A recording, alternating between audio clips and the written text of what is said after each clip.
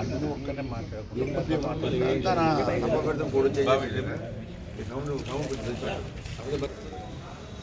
మేము ఒక 4 రోజుల కిందట గౌరవ ఆర్డీఓ గారిని కలవడం జరిగింది. క్లబ్ గౌరవ అధ్యక్షులు ఆర్డీఓ గారిని కలవడం జరిగింది. క్లబ్ గురించి అంటే ఇక్కడ జరుగుతున్న అన్యాయాలు అక్రమాలని పరిశీలించి వెంటనే మీరు చర్య తీసుకొని క్లబ్ సభ్యుల్ని కానీ పాలక మండలి కానీ మార్షల్గా కోరుచున్నాం. ఆ తర్వాత మేము గౌరవప్రదంగా న్యాయబద్ధంగా ఆర్డీఓ గారిని కలవడం జరిగింది. ఆర్డీఓ గారికి వినతి పత్రం ఇచ్చి క్లబ్ మెంబర్ల సంతకాల సేకరణతో ఆర్డీఓ గారిని కలవడం జరిగింది.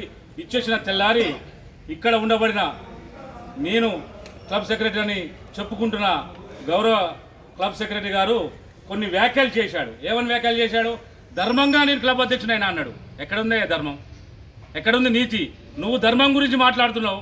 అక్రమంగా అన్యాయంగా ప్రభుత్వాన్ని అడ్డం పెట్టుకొని పోలీసుని అడ్డం పెట్టుకొని మాలాంటి క్లబ్ మెంబర్స్ వస్తే నెట్టివేయబడి పోలీసులని దౌర్జన్యంగా నెట్టివేయబడి నువ్వు అధ్యక్షుడైనావు. ఆ రోజు వచ్చింది ఎంతమంది అయ్యా?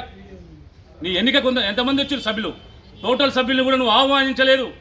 నువ్వు అక్రమంగా రౌడీలతోటి అప్పుడు ఉండబడిన అధికార పార్టీ నాయకులతోటి నువ్వు అక్రమ ఎన్నిక పెట్టుకొని నువ్వు అక్రమంగా ఎన్నుకోబడ్డావు. నువ్వు మాట్లాడతావయ్యా ప్రజాస్వామ్యబద్ధంగా అంటున్నావు. లేదు, నువ్వు అయింది అక్రమ సమయబద్ధంగా అయినావు. అక్రమ పోలీస్ బందోబస్తు తోటి నాయకుల అండతోటి నువ్వు అయినావు. ఎంతమంది క్లబ్ మెంబర్స్ ఎవరికి ఇచ్చినావు ఇంటిమేషన్? ఆ రోజు నేను 40 ఏళ్ళ పిల్లగానయ్యా. నాకు క్లబ్ మెంబర్షిప్ ఉంది. మెంబర్షిప్ ఉన్న నేను ప్రశ్నిస్తే నన్ను గేటు వైపు దాకా పోలీసులతో నన్ను నెట్టివేయబడేవాడు. నా వెనక ఉన్న వాళ్ళు కూడా అడిగినా కూడా పోలీసులతో నెట్టివేయబడు. నువ్వు క్లబ్ గురించి మాట్లాడుతున్న నీతి సూత్రాలు మీరేం చేస్తున్నారు? నీ కింద ఉన్న పాలక మండలిని అడగండి. మీరు సెక్రటరీ అని మీరు విధవెగుతున్నారయ్యా. తప్పు. మీరు అక్రమంగా ప్రజాస్వామ్యబద్ధంగా అయినారంటారు కానీ అంతా తప్పు. మీరు చేసే అక్రమాలు అవినీతులు ఇప్పుడు కూడా మీ కింద ఉండబడిన పాలక మండలి కానీ మీ కింద ఉండబడిన క్లబ్ ఈసీ నెంబర్ మీ గురించి చెప్తున్నారు. నీ సొంత కార్యక్రమాలకు నీ సొంత ఇమేజ్ కోసం నువ్వు ఎక్కడో సినిమా ఆర్టిస్టులు తీసుకొచ్చి నీ గ్రాఫ్ పెరగడం కోసం ఇక్కడ 3 లక్షలు 4 లక్షలు ఖర్చు పెట్టి నీ ఇమేజ్ పెరగడం కోసం నువ్వు సొంతంగా పెట్టుకున్నావు. అది ఏ ఈసీ నెంబర్ ఒప్పుకుండు, ఏ క్లబ్ సభ్యుడు ఒప్పుకుండు? ఎవరు ఒప్పుకోలేదు. అయినా నువ్వు నీతులు చెప్తున్నావు. సెక్రటరీ గారు ఇప్పటికైనా మేము గౌరవించి మేము సెక్రటరీ గారు అంటున్నాం. తక్షణమే వెంటనే మీరు క్లబ్కు సెక్రటరీకి రాజీనామా చేసి మీరు వెళ్ళిపోతే మంచిదని కోరుతున్నాం. ఏ సభ్యుని పట్ల కూడా మీరు గౌరవప్రదంగా లేరు. అన్యాయంగా కూడా కొంతమంది మీ పార్టీ క్లబ్ సభ్యుల మీద అక్రమ కేసులు పెట్టారు. పోయి పోలీస్ స్టేషన్లో అడగండి, చెప్తారు. ఎవరు మీరు చెప్తున్నారు నీతులు? మీరు మాకు నీతులు చెప్పాల్సిన లేదు. అయ్యా గణేష్ గారు, జర క్లబ్ పరిస్థితి ఆ రోజు ఉండబడిన క్లబ్ సెక్రటరీ కొప్పుల వేనారెడ్డి గారు ఏం అభివృద్ధి చేసినంటే కనపడుతుంది. ఈ అభివృద్ధి కళ్ళ ముందల క్లబ్ ఆడిటోరియం, షటిల్ కోర్ట్ చూస్తున్నారు. మీరు ఇప్పుడు మీ కళ్ళతోటి చూస్తున్నారు. మీరు వచ్చాక ఏం అభివృద్ధి జరిగిందయ్యా? అన్నీ మీ సొంత డబ్బు కొట్టుకోవటం, మీ సొంత ఇమేజ్ కోసమే మీరు ఈ క్లబ్ని ఆగం చేసి క్లబ్ ధాన్యాన్ని దుర్వినియోగం చేస్తారు. అక్రమంగా దండుకుంటారు, అక్రమంగా తీసుకుంటారు. తప్పయ్యా గణేష్ గారు. క్లబ్ మీరు వచ్చిన తర్వాత మీరు అభివృద్ధి చేసిందే లేదు. గతంలో ఉండబడిన క్లబ్ సెక్రటరీగా వేనారెడ్డి గారు క్లబ్ షాపులు కట్టడం జరిగింది, క్లబ్ షటిల్ కోర్టు కట్టడం జరిగింది, జిమ్ కట్టడం జరిగింది.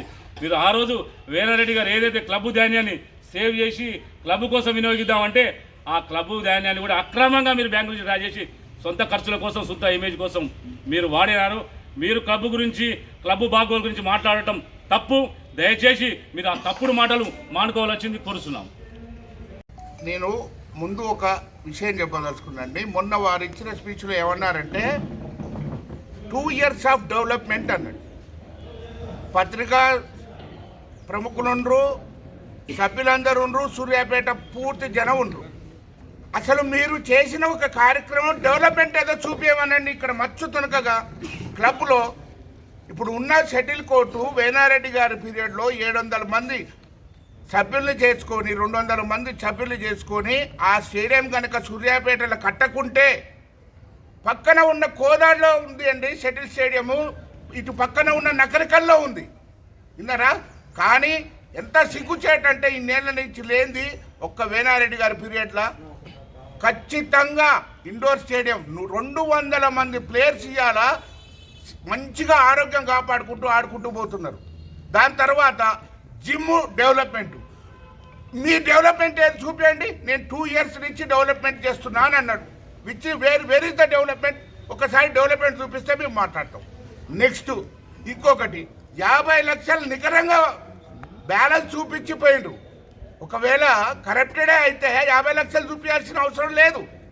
కరప్షనే చేయదలుచుకుంటే 50 లక్షలు అకౌంట్స్ చేయడం పెద్ద గొప్ప కాదు. కానీ నిజాయితీగా ఇక్కడ డబ్బు ఇక్కడనే ఖర్చు పెట్టి డెవలప్మెంట్ చేసింది కొప్పుల వీరారెడ్డి గారి పీరియడ్. తర్వాత జిమ్ము ఈ రకంగా చేసుకున్నాక ఈయన ఏమంటాడు, ఇంకొకటి ప్రజాస్వామ్యబద్ధంగా ఎన్నుకోబడ్డా అంటుండు. 15/5/2017లో క్లబ్ని సీజ్ చేయించిర్రు. 15/5/2017లో క్లబ్ని సీజ్ చేయించిర్రు. Misusing of the power with 500 మంది పోలీసు వాళ్ళని పెట్టి నువ్వు క్లబ్ని సీజ్ చేసే రైట్ ఎక్కడిది? Is it democracy? అది ప్రజాస్వామ్యమా? 500 మంది పోలీసు వాళ్ళని పెట్టి క్లబ్ని మూసేయడం డెమోక్రసీ అవుతుందా? నెక్స్ట్ ఎన్నికలు ప్రజాస్వామ్యబద్ధంగా అంటున్నావు. ఇక్కడ 700 మంది సభ్యులు ఉన్నారు. అందులో కనీసం నువ్వు 200 మందితో మాకు ఇంటిమేషన్ వచ్చిందంటే మేము దేనికైనా సిద్ధం. నువ్వు అప్రజాస్వామ్యకం. ఇంకొకటి మిగతా పెద్దలు కూడా మాట్లాడతారు. నేను ఇంకొక మాట్లాడదలుచుకున్నాండి పత్రిక ముఖంగా. 60 ఏళ్ళు తెలంగాణ కోసం పోరాటం చేసింది ఒకటే ఒక కారణం, ఆంధ్ర పెత్తనం, ఆంధ్ర పాలన వద్దు అని. ఆంధ్ర పాలకుల కింద తెలంగాణ ప్రజలు నివసించొద్దు, పరిపాలించబడొద్దు. ఇది 60 ఏళ్ల నుంచి వచ్చిన తెలంగాణ ప్రతి తెలంగాణ పౌరుడు కోరుకుంది. నీ బీఆర్ఎస్ కోరుకుంది కాదు, 60 ఏళ్ల నుంచి ఉంది. ఆ రోజు నుంచి కూడా ఉంటే సోనియా గాంధీ దయదలిచి తెలంగాణ ఇస్తే మళ్ళా టీఆర్ఎస్ వాళ్ళు మళ్ళీ నువ్వు ఆంధ్ర నాయకత్వం కింద మమ్మల్ని ఎట్ట ప్రవేశపెట్టినావు అడుగుతున్నాను. నాయకత్వం మీ టీఆర్ఎస్లో వేరే వాళ్ళు లేరా? ఆంధ్ర వలస వచ్చిన వాడిని మళ్ళీ నాయకత్వం ఇచ్చేది ఎక్కడిదండి? ఏమన్నా పద్ధత ఇది? వద్దనే కదా తీసి వాళ్ళను మనం రాష్ట్రం విభజించుకుందే దానికి కారణం. ఈ సూర్యాపేటలోనే ఉంది, ఇది ఎక్కడా లేదు. డెవలప్మెంట్ అంటారు. ఇంకొకటి బిఫోర్ వీరారెడ్డి కాలంలో కంప్లైంట్ చేసింది ఎవరు చూడండి. ఒక బయలా చూపిస్తాం ఆర్డర్ ఇది.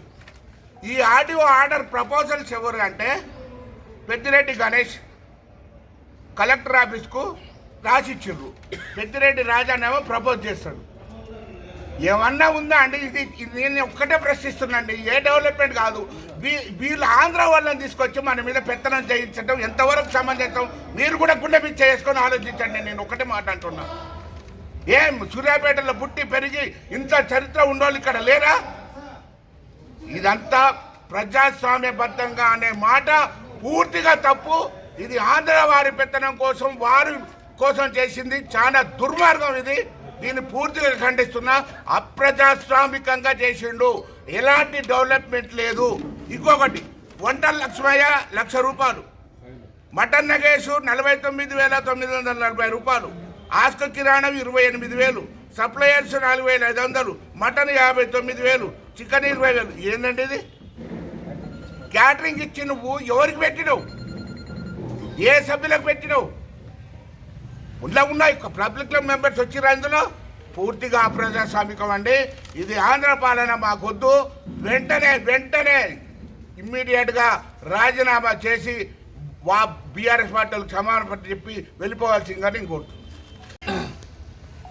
ఈ పబ్లిక్ క్లబ్, ఈ క్లబ్లో అసలు ఏం జరుగుతుందని క్లుప్తంగా తెలుసుకోవడం కొరకు స్పష్టంగా అసలు ఈ క్లబ్లో ఏం జరుగుతుందనే విషయాన్ని గ్రహించి పత్రికల ద్వారా, మీడియా ద్వారా, ఎలక్ట్రానిక్ మీడియా ద్వారా తెలియపరచడానికి వచ్చిన పత్రికా సోదరులందరికీ నమస్కారాలు తెలియజేసుకుంటూ, అలాగే గౌరవ సీనియర్ సభ్యులందరికీ పేరు పేరున సభ్యునికి నమస్కారాలు తెలియపరుచుకుంటూ, అసలు పబ్లిక్ క్లబ్ని ఏ విధంగా వారు ఈ సెక్రటరీగా పెద్దిరెడ్డి గణేష్ గారు అయినప్పటి నుంచి ఏ రకంగా పబ్లిక్ క్లబ్ని నడిపించారు అనేది అందరికీ విదితమే.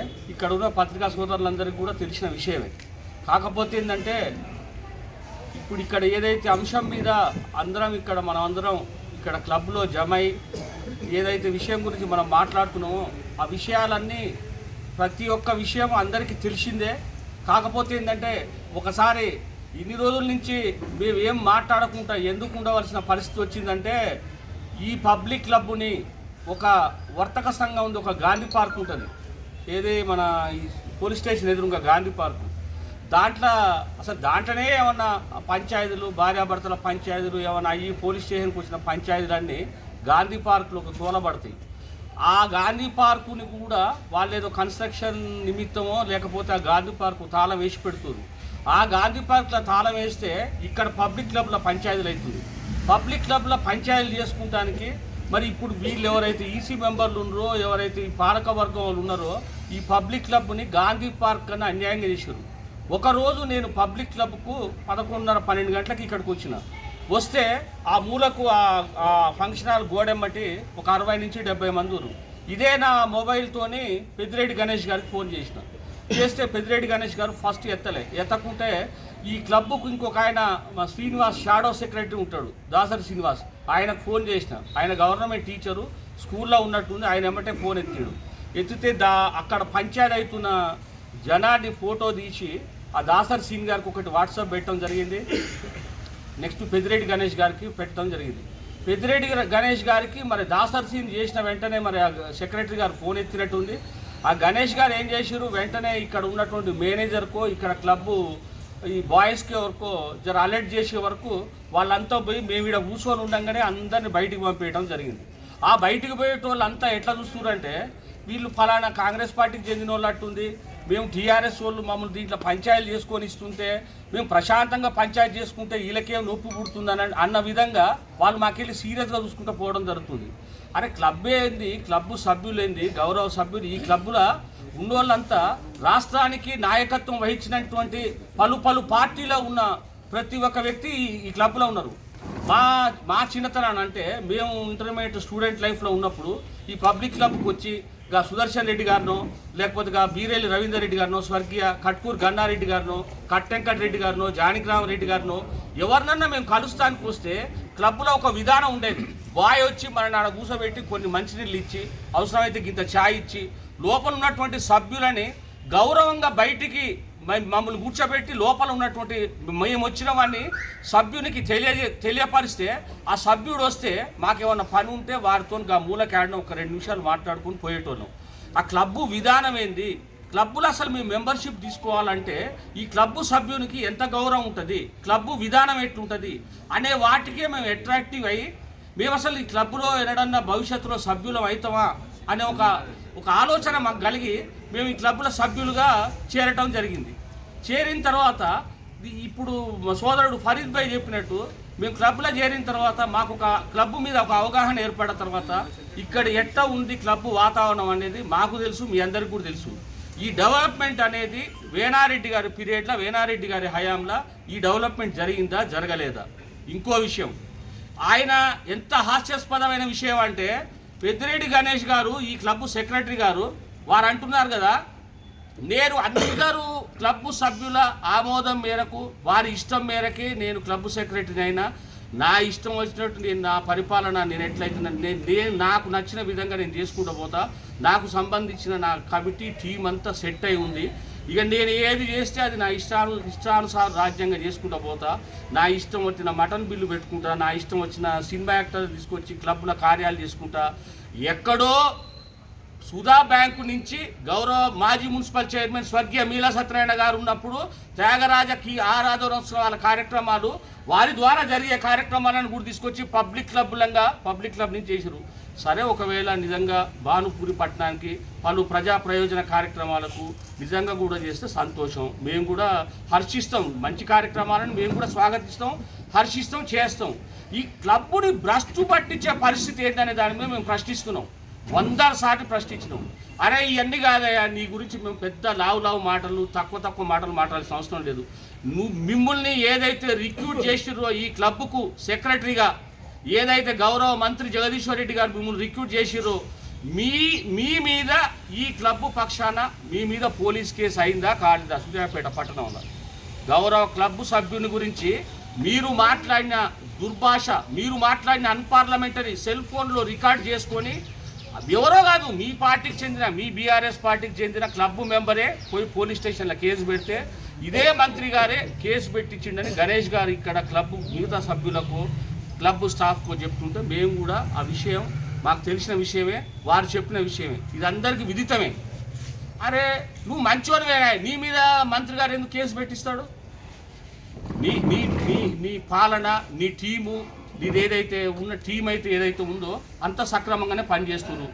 ఎట్లాంటి అన్యాయంగా అక్రమంగా ఏం పడితే దోసుకుంటానికి ప్రయత్నం చేయట్లేదు. మీరు అన్ని సక్రమంగానే చేస్తున్నారు. సక్రమంగా చేసేటప్పుడు ఏదైనా ఒక చిన్న విషయం జరిగితే మంత్రి గారు చొరవ తీసుకొని మరి మిమ్మల్ని ఏదైనా కాపాడే విధానమో లేకపోతే ఏదైనా సర్ది చెప్పే విధానమో జరగాలిగా. మంత్రి గారే స్వయంగా పబ్లిక్ క్లబ్ సెక్రటరీ మీద కేసు పెట్టించే పరిస్థితి ఎందుకు వచ్చింది? ఉరిగింజరంట ఏదో ఏమో ఎనగదంటూ వాళ్ళ పరిస్థితి వాళ్ళు చెప్పుకోలేక ఇప్పుడు ఇక్కడ జరుగుతున్న పరిస్థితిని ఏంది అనే సంగతి అందరూ సభ్యులు ఫస్ట్ కాడించి ప్రశ్నిస్తూనే ఉన్నారు. ప్రశ్నిస్తుంటే దాన్ని దాటేసుకుంటూ ఇక్కడ దాకా వచ్చారు. ఎందుకో మరి అందరి సభ్యులకు కూడా ఓపిక ఎవరికైనా ఉన్నంత వరకే ఉంటుంది. ఆ ఓపిక నశించే అందరు సభ్యులందరూ జమై ఈ అన్యాయాన్ని ప్రశ్నించాలని చెప్పి ఈ ఆర్డీఓ గారికి పిటిషన్ ఇవ్వడం జరిగింది.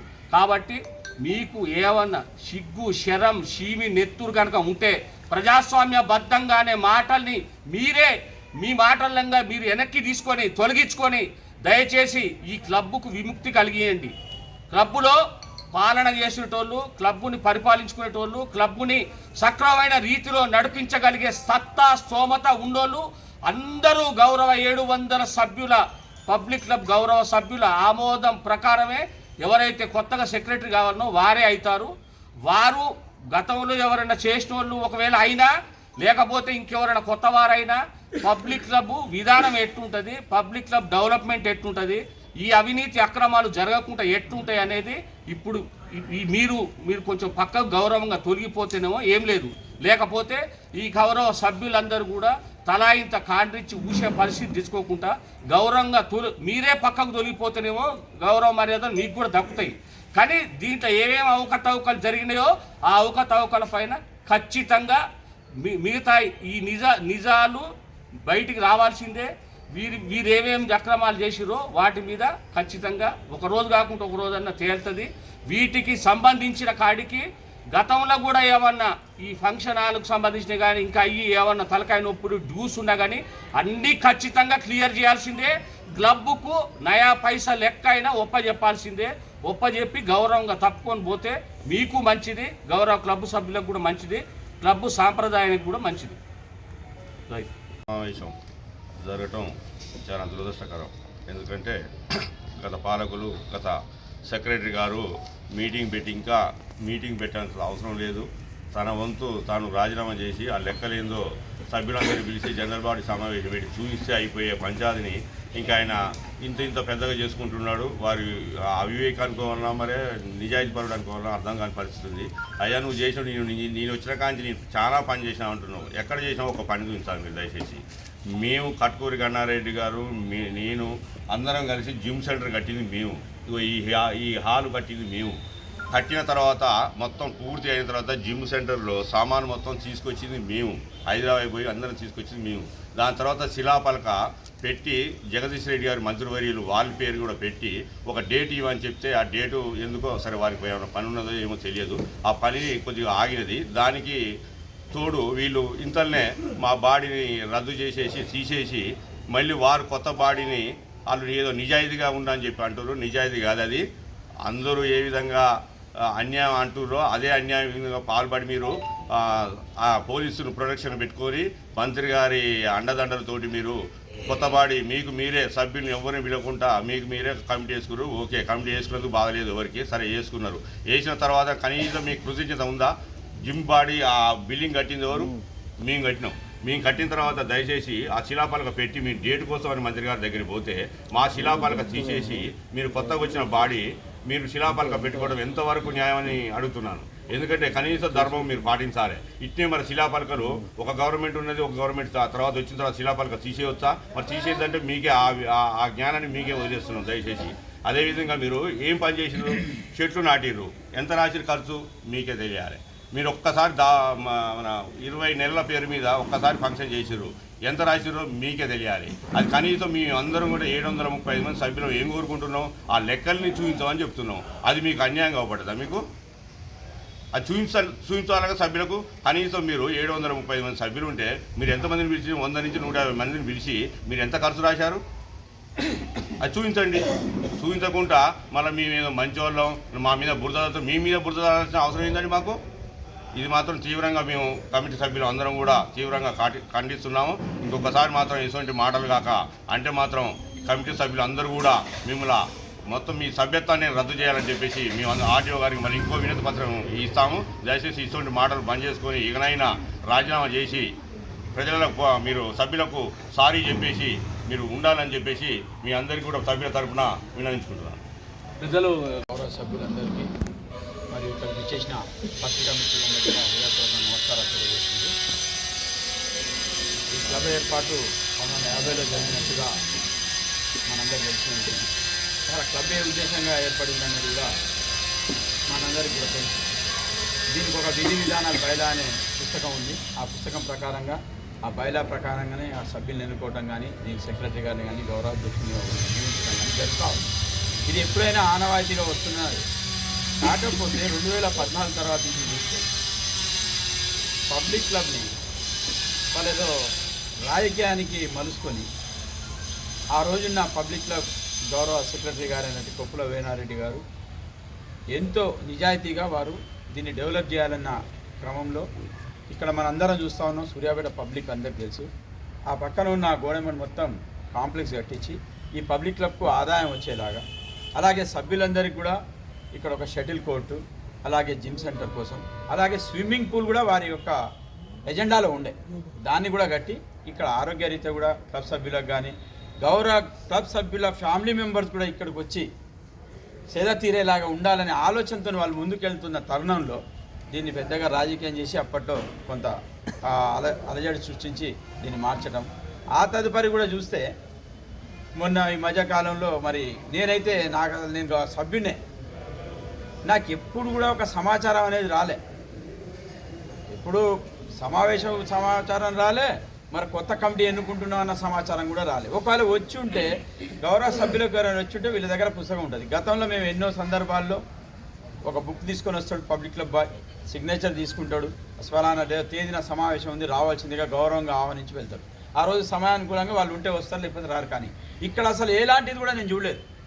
మరి ఆ పెద్దిరెడ్డి గణేష్ అనేవారు ఇక దీనికి సెక్రటరీ అయ్యారు అని ఆ పత్రికల్లో సోషల్ మీడియాలో చూసింది తప్ప నేనైతే ఎప్పుడు కూడా వారిని కూడా కలవలేదు. వారు మరి మమ్మల్ని కూడా ఎప్పుడు కూడా పరిచయం కూడా కాలేదు గౌరవ క్లబ్ సభ్యులకు. ఆ తర్వాత చూసినాం అదేదో ఎన్నిక తర్వాత ఏదో మీటింగ్ పెడుతున్నారని చెప్తే మా గౌరవ సభ్యులు బైరు శైలేందర్ గారు వారు సూర్యాపేటలో ఒక మున్సిపల్ కౌన్సిలర్ కూడా, వారితో ఇంకా మిత్ర బృందం మిగతా సభ్యులు కూడా గౌరవంగా ఇక్కడికి వచ్చేసి వారు కూర్చుంటే సీట్ల మించి లేపి పోలీస్ ప్రొటెక్షన్ పెట్టి బయటికి నెట్టేస్తే ఆ రోజున పోలీసు వాళ్ళ మీద కూడా అందరు కూడా బజారులందరూ కూడా బాగా అన్నారు. బయట వీధిలో పోయే జనం కూడా అసలు ఇది పోలీసు వాళ్ళ లేకపోతే ఏంది వాళ్ళ కాపలా, ఇంకా ఏదో ఆ మాటలు మీరే పూరించుకోవాలి, ఆ రకంగా చేసిరు. ఆ రోజు ఏదంటే ప్రజాస్వామ్యంగా ఎన్నుకోబడ్డామని చెప్పి ఆయన నిన్న ఒక ప్రెస్ మీట్లో చూసినాం మేము.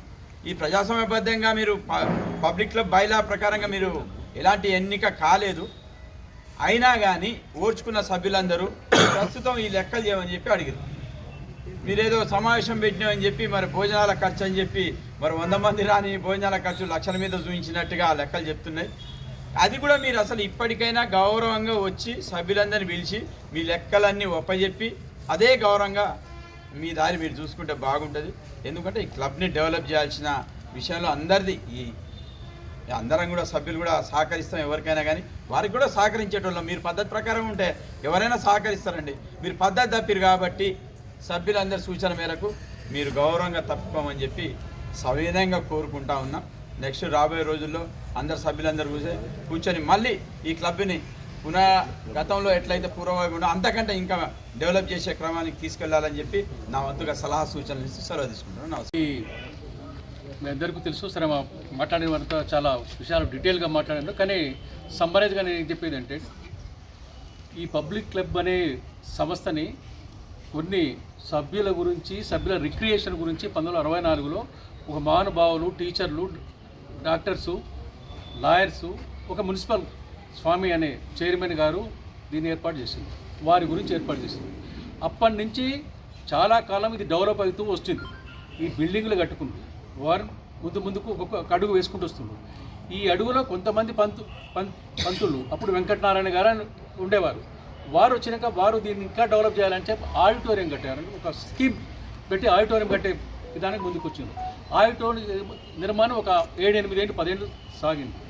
ఆ తర్వాత మళ్ళీ వచ్చిన వాళ్ళు కూడా ఇంకా దానికి సంబంధించి పూర్తి చేసుకుంటూ ఒక్కొక్క దాన్ని వచ్చింది.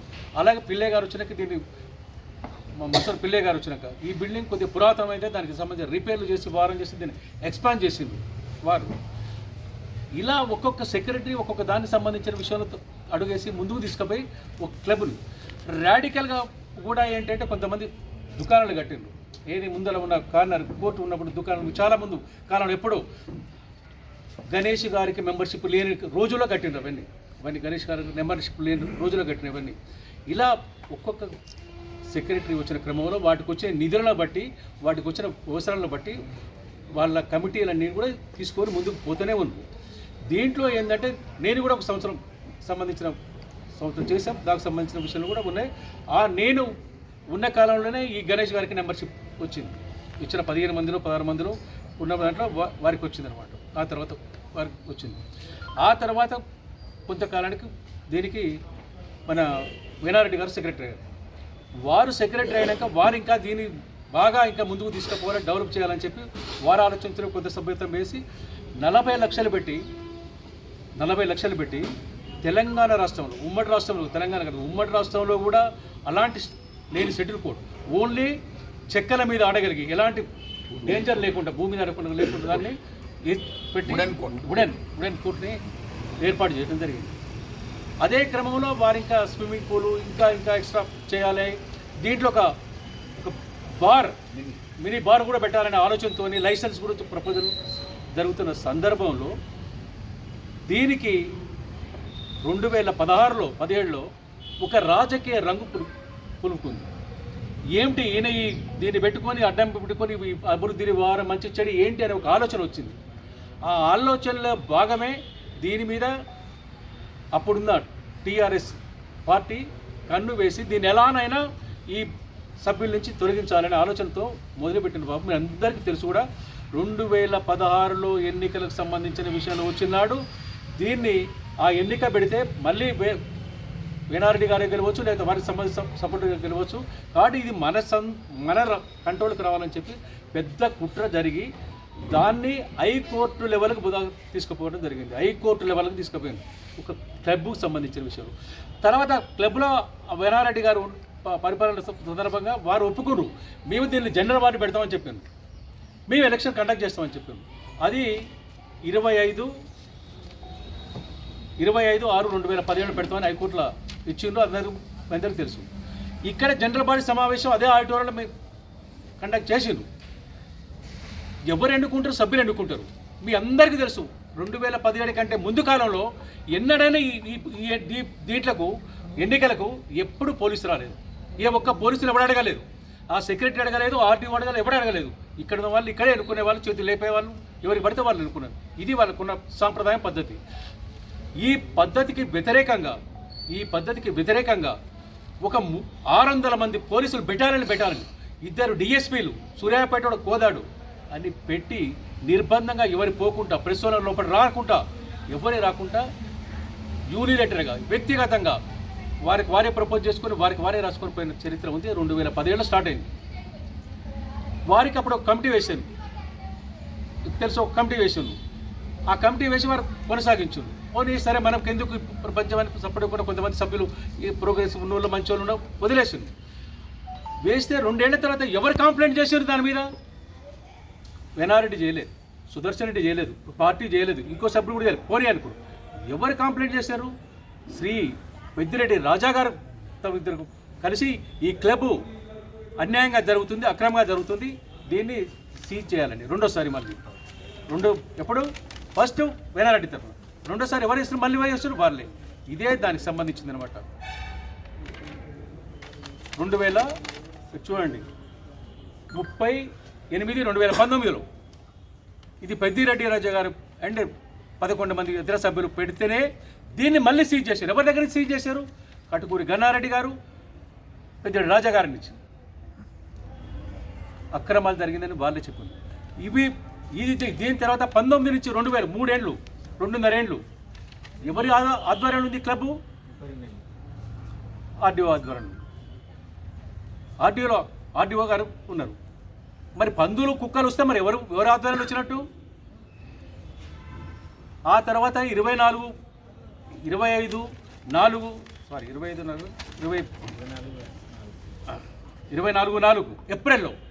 ఏప్రిల్ 2022లో మళ్ళీ ఇది ఇట్లా పందులు కుక్కలు వచ్చేందుకు కారణమైన వాళ్ళే మరి చూస్తే జనం తంతరని సభ్యులు తిడుతుర్రని వాళ్ళే కుమ్ముక్కై ఒక రోజు ఈ మీటింగ్ పెట్టింది. కొంతమంది ప్రోగ్రెస్గా అంటే కొద్దిగా ఆలోచించిన వాళ్ళ గట్టి వాళ్ళు మా తమ్ముళ్ళు వారి కౌన్సిలర్ చెప్పిన శైలేందరు ఇంకా కొంతమంది పోతే మెడలు పట్టి బయటికి నొక్కారు పోలీసులు పెట్టి. వాళ్ళ సభ్యులు కాదా? అవ్వాలి నీకు ఈ ప్రజాస్వామ్య బద్ధంగా ఎలా ఎన్నుకోవాలో తెలియదా? అట్లా నూకే కదా నువ్వు దీనికి మళ్ళీ కార్యదర్శిను, అలా నూకే కదా నువ్వు కార్యదర్శిను. ఇప్పుడు నువ్వు మాట్లాడేటప్పుడు నేను చాలా ప్రజాస్వామ్యబద్ధంగా ఎన్నుకున్నాను చెప్పటం ఆశ్వాసం, అవమానకరం. నీకు ఈ క్లబ్ యొక్క పరువు తీస్తున్నావు నువ్వు. 3వ అంశం, ఈ క్లబ్కు సంబంధించిన విషయంలో ఆదాయాలు ఎవరు ఎలా పెంచిండ్రు. నేను చేయబట్టే ఈ క్లబ్ సూర్యాపేటలో ఉంది. నా యొక్క శక్తి సామర్థ్యాలే ఇవాళ మీరు అంటుంది. నీ శక్తి సామర్థ్యాలు ఏమిటి అని ఇప్పుడు మీకు చెప్పినట్టు నువ్వు ఎలాంటి ఆదాయాన్ని నీ టర్మ్లో కానీ, అంటే నువ్వు గన్నారెడ్డి గారు ఉన్నప్పుడు టర్మ్లో కానీ, లేదా ఆర్డీఓ అంటే మీ నాయకుడు పెట్టే టర్మ్లో కానీ, ఇప్పుడు నువ్వు వచ్చిన కాంచి ఎలాంటి ఆదాయాన్ని నువ్వు ఇంప్రూవ్ చేసినావు? ఇప్పుడు అందరూ చెప్పిండు ఆదాయం వస్తేందుకోసం షాపులు కట్టింది వేనారెడ్డి, డెవలప్మెంట్ చేసింది వేనారెడ్డి అని చెప్పు. ఆయన పెళ్ళిలో ఎక్కువ కాలం ఆయన 4 ఏళ్ళు 5 ఏళ్ళు కాబట్టి ఆయనకు అవకాశం వచ్చింది, అది చేసిండు. అందరూ 1 సంవత్సరం ఉండు కాబట్టి తక్కువ జరిగి ఉండొచ్చు. నువ్వు వచ్చిన కాలం అంటే మీరు 2017 నుంచి 2023 వరకు 6 ఏళ్ళు అయింది. మీరు ఏమి చేసిండ్రు? ఇది చేసిందని చూపించండి ఒకటి. మేము ఒప్పుకుంటాం ఈ డెవలప్మెంట్ని. నిన్ను పూజిస్తాం, ఇంకోసారి కూడా నీకు అవకాశం ఇస్తాం. ఉట్టిగానే కథ వచ్చి చెప్పడం కాదు, స్టోరీ చెప్పినట్టు చెప్పడం కాదు, స్టోరీలు కథలు రాసుకునే కాదు. ఇది ప్రాక్టికల్గా ఉండాలి. అతను చేసి ప్రజలకు ఎందుకు వచ్చింది? 120 మంది ఇక్కడ ఉందో సభ్యులు. మీరు ఆర్డీఓ దగ్గర కాగితం తీసుకోండి, కంప్లైంట్ ఇచ్చిన కాగితం. దాంట్లో మేధావులు అందరూ కూడా సంతకం పెట్టారు. దీంట్లో అవినీతి జరుగుతుంది, అమ్మకం జరుగుతుంది. ఎందుకు? 2017 నుంచి 2023 ఈ రోజు వరకు, డిసెంబర్ వరకు ఎవరికి లెక్కలు చూపించేది లేదు. ఎన్ని లక్షలు వస్తున్నాయో తెలియదు, ఎన్ని కోట్లు పోతున్నాయో తెలియదు. ఇదే సందర్భంలో 45 లక్షలు డిపాజిట్ సేవింగ్ అకౌంట్లో ఎస్బీఐలో ఉంటే అది చట్టం ద్వారా, కోర్టు కేసు ద్వారా మొన్నటి దాకా అంటే లాస్ట్ 2 years వరకు ఆపుంటే అవి కూడా డ్రా చేసేందుకు కోసం పెద్ద ఎత్తున పైరవి పెట్టి ఎస్బీఐల మీద ప్రెజర్ పెట్టి మంత్రులు తీసి అవి కూడా డ్రా చేసి మీరు ఖర్చు చేస్తుంది. ఏది డెవలప్మెంట్ అని అడుగుతుంది. ఇప్పుడు చెప్పిండ్రు మీరందరూ చూస్తున్నారు. ఇక్కడ నేను ఒకటే అడుగుతున్నాను, క్లబ్ సభ్యులందరూ కూడా మీరు రాస్తున్నప్పుడు వెయిట్ చూస్తున్నారు. డెవలప్మెంట్ ఈ 7 ఏళ్లలో జరిగిందా? ఒకే ఒకటి తమ్ముడు చేసింది వాళ్ళ సన్న గన్నారెడ్డి ఈ కట్టింది. ఏది మనం జిమ్ మాత్రం. కానీ ఒక ఆయన తొడలు తరుస్తుండు, దెబ్బలు గురి కొట్టుకుంటాడు, భారం. అతను ఆలోచించుకోవాలి. ఇరగొట్టుకుంటాడు. పరువు నేను తీస్తున్నా, దీనిది క్లబ్ది ఆయనకు ఇస్తుండా. రాజకీయాలు ఎవరు చొప్పించారు? దీంట్లో ఎవరు చెప్పించారు? రాజకీయాలు చొప్పించింది వాళ్ళు, రాజకీయంగా ఉంటుంది వాళ్ళు. ఇవాళ మీరు క్లబ్ డైరీ ఇందాక చూపిస్తారు ఒకటి, ఎవరి ఫోటోలు ఉన్నాయండి దీంట్లో? ఏమైనా ఉన్నాయా? మీరు చాలామంది దీంట్లో సీనియర్ ఏమైనా ఏ రాజకీయ నాయకులు ఫోటోలు ఉన్నాయి దీంట్లో? మీరు చూడండి, పాత డైరీలు ఎన్ని కావాలంటే మీకు అది తీసుకొచ్చి చూస్తాం. ఇట్లా ఎవరి అవసరానికి వాటిని క్లబ్ను ఉపయోగించుకోవద్దు, నిధులు దుర్వినియోగం చేయొద్దు అని చెప్తున్నారు. ఇంకొకటి ప్రధానమైన అంశం ఏంటంటే మీరందరూ కూడా చూడాల్సింది, ఈ క్లబ్కు అత్యధికంగా ఒకే ఆదాయం వచ్చే పద్దు సంవత్సరానికి 5,50,000 వస్తుంది ఆడిటోరియం నుంచి. మీరంతా కూడా రేపు అడగండి, ఇప్పుడు కూర్చున్నాక 5,50,000 వస్తుందండి. ఏవి అంటున్నా నేను? 17 నుంచి 23 6 ఏళ్ళు, 6 5లో 30, 5 5 33 లక్షలు రావాలి. మీరు మొత్తం కనుక దాంట్లో అపాయింట్ చేసి మీరు అప్లికేషన్ పెట్టి ఆయన దాంట్లో రిసిప్ట్స్ అండ్ పేమెంట్స్లో ఈ 33 లక్షలు చూపిస్తే మేము తప్పని ఒప్పుకొని ముక్కులారు తప్పకుండా పోతామండి. మీ అందరికీ ఓపెన్ కదా ఇది దీన్ని అయితే ఎవరైనా చేయలేం కదా మనం. నేనైనా నువ్వైనా మాయం చేయలేం కదా. ఒకవేళ చేస్తే ఎట్లా దుర్వినియోగం అయింది, నీ రాకపోతే ఎలా దుర్వినియోగం అయింది, సుదర్శన్ రెడ్డి చేసిండా, ఇంకొకరిని చేసిండా, మీటింగ్ పెట్టడం చేసిండా, ఈ సభ్యులు చేసిండా తెలుసండి.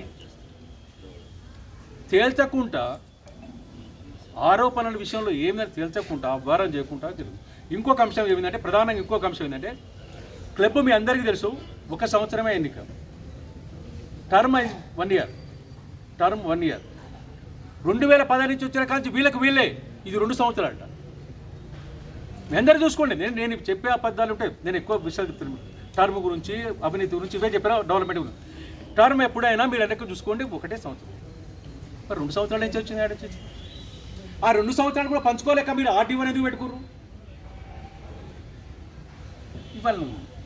కాబట్టి నీ కాలకు పరిమితి అయిపోయింది, మీ దౌర్జన్యం, మీ మోసాలు అయిపోయినాయి, మీ దుర్వినియోగం ఎక్కువైపోయింది. కాబట్టి 120 మంది సభ్యులు, ఒక్కరు కాదు, ఎవరిని కూడా ఫోర్స్ లేదు. ఇక్కడ కూర్చొని 3 రోజులు చర్చించి ఎవరైతే అడిగి ఉంటుంది అంటే తప్పకుండా మరి ప్రొటెస్ట్ చేయాలి సార్ అని అడగబట్టే 120 మంది సభ్యులతో అందరితో పెట్టించడం. మీరు కాగితం చూడండి, ఎవరిదైనా తప్పుడు సంతకం పెట్టినా లేదా పూర్తి పెట్టినా అంటే మాట్లాడండి.